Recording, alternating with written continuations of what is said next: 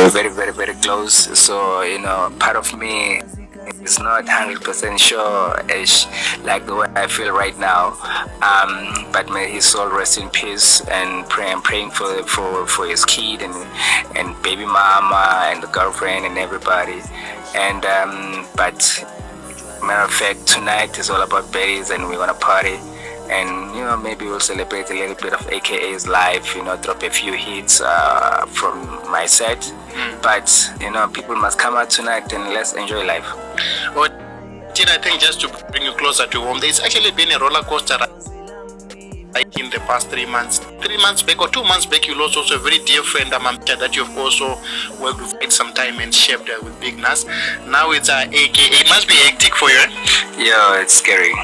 It's scary, but it's just shows how life is, that we must really appreciate life and live life to the fullest, and also just look after